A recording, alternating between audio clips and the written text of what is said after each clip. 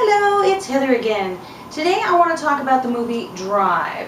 And this movie that I'm making today is intended to be for people who have already seen it, because I have been kind of mulling several things over and wanted to kind of open up a discussion with some of y'all to see what you think about this. So if you haven't seen it, I do please ask that you go see it, because I certainly would hate to be the one who spoils the movie for you. So I watched it tonight for I think it was the 12th time. And a couple of things really kind of came to fruition, because I like to sit and ponder things for quite a while, and sometimes unintentionally find myself thinking about them a lot. So one of the things that I was wondering about was, who's Blanche, why is she there, what the heck happened to Chris's hand, and of course what about our enigmatic driver, who's the man with no name. So as far as Chris's hand goes, Chris is the bad man who gives the bullet to the child.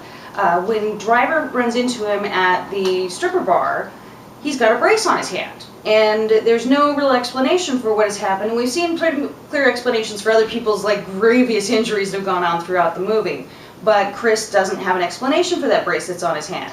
So my theory on that has to be that Chris was in the car that was in pursuit of them after the pawn shop robbery, because when that flipped over, that was a pretty gnarly wipeout, and that could cause a brace to be on his hand. Of course, later on, when Driver mashes him real good with a hammer, then he needs to get a cast on the other hand. Poor fella could hardly even eat a pizza before Bertie stabbed him to death.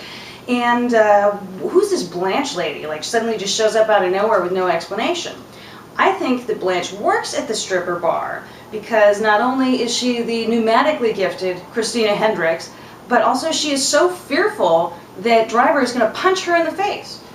Most badasses can take a punch to the face, but if your job is to be pretty, your income potential could seriously be limited by having a mashed up nose for a couple of weeks. And also, who is our enigmatic driver? So I think about this way too much. Because obviously he's, the power of stillness Mr. Ryan Gosling conveys with his acting performance is really in full force here. He's a man of few words, but the words he says are very important. And I think that he most likely has a history of being either institutionalized in foster care or in prison, perhaps. And that's where he's learned some of these behaviors. You'll notice that around his surroundings, there are very few personal possessions. So basically, the evidence of him existing doesn't exist. He has this bag that he takes with him on the first trip that he brings back. He doesn't get into the bag during the trip. And I have a theory that everything that he owns that was in that apartment building, which he left as pristine as a hotel room when he left, everything that he owns is in that bag so that he can just up and run. And so he's a man with no roots. And so he also detect a lilt of perhaps a northeastern accent. And so I know, since Ryan's from Canada, that can't be of his own origin. So I just really like the fact that he is someone that we just don't know much about, and I just love this movie so much.